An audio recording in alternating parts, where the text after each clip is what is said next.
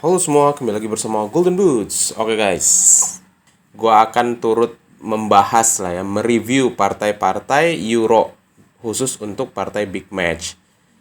Nah, sesuai dengan judul ya, gua akan mereview partai antara Turki melawan Italia, partai yang menjadi partai pembuka. Kenapa partai ini gua review padahal bukan Big Match? Karena jagoan gue Italia guys. Jadi gue pengen mereview.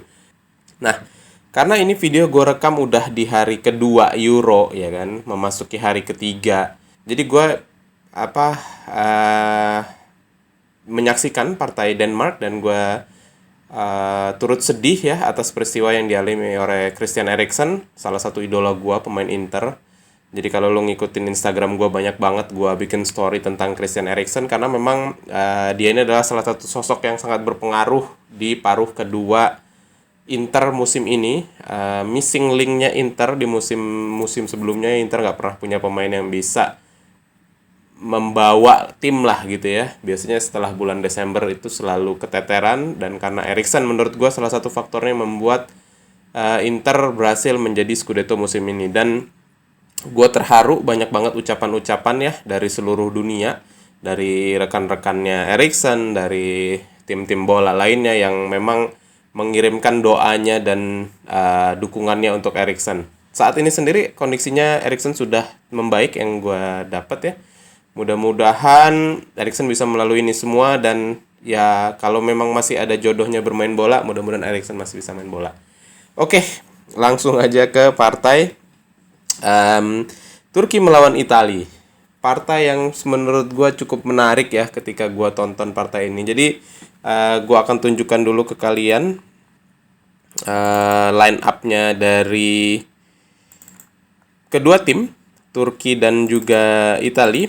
Ya, inilah dia line up dari Turki dan Italia yang gue tampilkan. Jadi Turki sendiri bertindak sebagai quote-unquote tuan rumah di partai ini dengan Şenol Güneş sebagai pelatihnya. Dengan formasi 4-1-4-1 yang gue dapat datanya.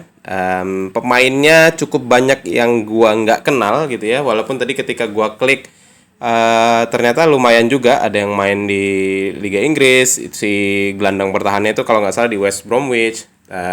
Terus ya kalau yang terkenal macam Çalhanoğlu ya, main AC Milan. Terus ada Demiral, ada Soyuncu juga back di Liga Inggris. Yang lainnya ya ada yang berkarir di Jerman, ada yang berkarir juga di klub lokalnya Turki. Nah, kalau kita ke line up-nya Italia, Roberto Mancini, mantan pelatih Inter juga, memakai formasi 4-3-3. Di mana kiper ya udah nggak usah diragukan lagi ya, terbaik saat ini yang dipunyai Italia, Gianluigi Donnarumma, dengan back yang ya nanti gue bahas lah ya, Bonucci dan Chiellini, back tua ini, udah tua banget dua orang ini. Terus di back kanan ada Florenzi yang ternyata sekarang main di PSG ya, baru tahu gue pikir masih di Roma. Back kirinya ada Spinazzola. Terus gelandang tiga tengah itu ada jagoan gua Nicolo Barella, ada Jorginho di tengah sebagai penyeimbang, dan juga Locatelli. Sedangkan di striker ada Berardi, Immobile, dan Insigne. Nah, kalau kita lihat ya formasi Italia sendiri, gua sebenarnya agak-agak kayak kenapa bukan Bastoni ya yang main gitu ya, kayak apa-apaan ini Roberto Mancini, back Scudetto loh itu, dan Inter juga kebobolannya dikit. Kenapa bukan Bastoni? Oh, gue baru nggak. Ternyata Chiellini sama Bonucci ini ya duet juga di Juventus gitu ya. Mungkin Mancini mau cari aman aja. Mancini mau ya biar lebih aman, dan juga kan Italia punya rekor yang cukup baik ya di Piala Eropa kemarin gitu ya, dengan apa ya, mensapu bersih lah gitu ya seluruh partai tanpa kekalahan. Dan juga ya apa ya, era baru aja, era baru Mancini gitu ya di timnas Italia. Walaupun dia menurut gue masih takut untuk merubah komposisi backnya. Dan yang gue dapat infonya juga, Italia ini memang semua itu udah fix gitu ya, udah hampir fix nih. Tengah ke belakang itu udah hampir fix, cuman depan aja yang kadang dia masih masukin Federico Chiesa, masih masukin Belotti gitu, masih kayak udah agak diotak-atik lah gitu. Kalau di tengah udah lumayan secure posisinya, paling cuman nanti ada bergantian lah ya. Gue nggak tahu Verratti udah berapa sering main gitu ya, ada ada Sensi juga pemain Inter di situ gitu ya. Dan yang cukup mengejutkan ya, nggak cukup mengejutkan sih bagi gue, skuad Italia kali ini tuh nggak ada pemain mega bintang ya. Udah beberapa tahun terakhir ini Italia nggak punya mega bintang gitu ya di timnya gitu ya. Paling ya bibit-bibit mega bintang ada, tapi yang mega bintang banget itu nggak ada. Kalau kita dari zaman dulu gitu kan, dari zamannya Paolo Rossi, Salvatore Schilacchi, Roberto Baggio, Alessandro Del Piero, Francesco Totti gitu ya. Belum lagi kayak Maldini, Baresi, Nesta, Cannavaro, Gianluigi Buffon. Itu kan label-label world class semua gitu loh. Udah kayak mega bintang gitu. Kalau sekarang ini menurut gue skuadnya ya standar-standar aja. Dan bahkan kalau kita lihat ada pemain Sassuolo masuk gitu loh di line up, itu kayak Sassuolo itu kayak bukan klub yang secara historical penyumbang pemain timnas gitu ya. Sassuolo, Atalanta, bukan bukan klub-klub yang punya basis penyumbang pemain buat timnas Italia gitu ya. Baru di era sekarang ini aja Italia ada pemain dari klub Sassuolo dan juga Atalanta. Koreksi gue ya, karena kan kalau kita merunut ke belakang 40-50 tahun yang lalu ya, of course ya gue juga belum lahir guys. Kita di zaman sepak bola modern lah ya, 90-an ke atas menurut gue jarang banget. Biasanya sih cuman dari ya Italia di tahun 90-an sampai 2000-an awal kan Il Sette Magnifico ya. Il Sette Magnifico apa gimana gitu ya bacanya ya, 7 terbaik.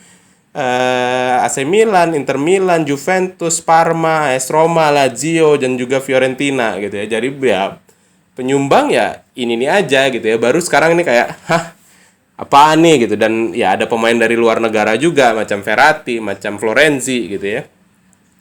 Jadi memang Italia skuadnya ini bukan skuad mega bintang. Dan ya seperti yang kita ketahui Italia beberapa tahun terakhir sejak final Piala Eropa 2012 ya. Itulah penampilan terakhir Italia di final kalau nggak salah ya, di partai atas gitu. Sesudahnya kadang nggak lolos grup, kadang ya mati segan hidup tak mampu lah. Pokoknya Italia kayak ya nggak bisa berbicara banyak gitu ya. Jadi mudah dengan eranya Mancini ini diharapkan ya dia bisa lebih baik gitu. Nah, kita ke pertandingannya sendiri ya guys. Jadi pertandingannya ini sendiri gue agak cukup terkejut ya. Udah lama juga gue nggak nonton Itali. Kayaknya udah cukup lama juga gue nggak nonton Itali gitu ya. Itali secara mengejutkan memegang possession jauh lebih banyak. Akan gue tampilkan ya statistik pertandingan kemarin ya. Jadi kalau kita lihat di statistik ini, Itali dominan banget. Nggak seperti Itali. Lu kalau udah ngikutin Itali dari lama banget, Itali itu biasanya nunggu di belakang, sabar. Walaupun ketemu lawan yang juga sabar menunggu, mainnya kan boring banget, sama-sama nunggu, sama-sama cari aman gitu. Dan tanpa gua duga Turki yang biasanya sepak bolanya lumayan menyerang, tiba-tiba Turki yang banyak menunggu gitu. Italia banyak menyerang gitu ya. Kalau kita lihat dari statistiknya, tendangan ke gawang Italia ada 24. Tendangan shoot itu ada 24, shoot on targetnya ada 8. Dengan penguasaan bola 64%, itu kayak wow. Jumlah operan oke lah, operan banyak memang ya. Salah satu ciri Italia juga bermain rapat, menunggu, dan kalau dapat bola sebisa mungkin dipertahankan gitu. Jadi kalau operan banyak ya nggak heran juga gue, dengan akurasi 87% gitu ya. Pelanggaran 8, cukup dikit, malah Turki yang lebih banyak pelanggaran gitu ya. Dengan jumlah tendangan sudut juga lebih banyak Italia dengan 8. Nah, gue agak terkejut melihat Turki bermain tuh nunggu banget kemarin gitu ya. Jadi kayak benar-benar nunggu. Turki ini lo lihat statistiknya, tendangan cuma 3, nggak ada yang ke gawang sama sekali. Jadi beneran kita bisa melihat pertandingan ini tuh ya berat banget, berat sebelah banget bagi Italia yang menekan terus menekan gitu ya. Dan Italia juga menekannya babak pertama itu jelas banget, dari sisinya Insigne lebih banyak ketimbang Barella. Walaupun ketika babak kedua gol itu dari sisinya Barella gitu ya, melalui sisinya Barella, di mana gol pertama itu gol bunuh diri dari pemain Juventus Demiral, dan juga gol kedua Italia dicetak oleh Immobile, gol ketiga oleh Insigne. Yang gue mau nilai di partai ini sendiri, menurut gue Insigne itu belum bisa menjadi sosok yang bisa merubah permainan ya. Menurut gue masih kayak standar aja, nomor 10 Italia standar aja gitu ya. Zaman gua memperhatikan Itali, nomor 10 Itali itu selalu orang yang berpengaruh gitu ya. Ada Baggio, ada Del Piero gitu ya. Walaupun Totti nggak sempat nomor 10 ya. Kayaknya di major turnamen. Oh, pernah waktu Del Piero nomor 7 juara dunia itu Totti nomor 10-nya ya. Itu nomor 10 Italia itu adalah seseorang yang bisa merubah permainan. Sesudah eranya mereka kalau nggak salah Cassano sempat pakai nomor 10 ya. Walaupun Italia di bawah Cassano juga nggak bagus-bagus amat gitu loh. Tapi at least bisa menjaga ritme. Nah kalau Insigne ini gue nilainya masih kayak standar aja gitu loh, belum yang mega bintang tadi ya gue bilang. Terus ya gol itu ya akhirnya datang juga di babak kedua. Untung Italia bisa ngegolin, dan ini adalah partai setelah hampir 40 tahun kalau nggak salah ya, Italia mencetak 3 gol dalam satu pertandingan turnamen besar gitu ya. Jadi kayak hah. Ya itu ya, karena culture-nya bertahan, mainnya bertahan, nunggu, ya udah. Gol itu juga memang satu udah tuh pragmatis lagi main, itulah Itali, catenaccio gitu ya, grandel gitu ya. Bentuk permainan Itali. Terus pandangan gue, kesimpulan gue ngeliat permainan Italia ini cukup menarik, karena Mancini ini sendiri waktu ngelatih Inter itu lebih banyak menunggu juga. Melatih Manchester City setahu gue juga memainkan sepak bola yang nggak full menyerang gitu. Baru kemarin bisa agak menyerang dan lumayan kreatif juga. Kiri, kanan, tengah itu terus dibongkar kemarin Turki. Sampai akhirnya ya kebobolan juga gitu. Turki nggak bisa pegang bola lama juga. Nggak bisa mengeluarkan kreativitasnya. Calhanoglu juga bisa dimatikan dengan baik gitu. Jadi kayak kalau gue disuruh menyimpulkan, Italia kayaknya langkahnya agak sedikit jauh nih di putaran final Piala Eropa kali ini. Mungkin bisa sampai semifinal ya.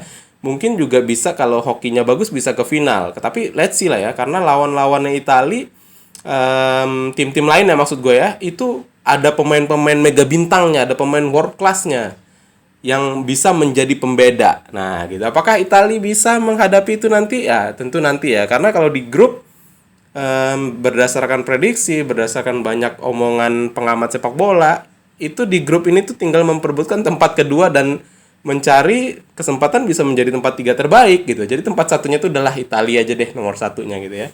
Oke, siapa dari lo yang fans Italia? Sepakat nggak dengan omongan gue bahwa Italia mungkin bisa melaju lebih baik kali ini di turnamen Eropa? Udah lama juga Italia nggak juara Eropa. Oke, segitu aja dari gue. Lu juga boleh tinggalin komen di bawah. Kira-kira menurut lo oke nggak sih kalau gue nge-review gini ya kan? Ada kekurangan kah? Ada yang pengen kalian lebih gali lebih dalam kah? Atau apa? Boleh, silakan monggo di komen guys. Terus kalau lu pengen ngajak teman-teman lu buat ngeramein kolom komentar juga, please monggo banget, silakan komentar di bawah. Segitu aja dari gua, Golden Boots, mudah-mudahan bermanfaat untuk kalian. Golden Boots pamit.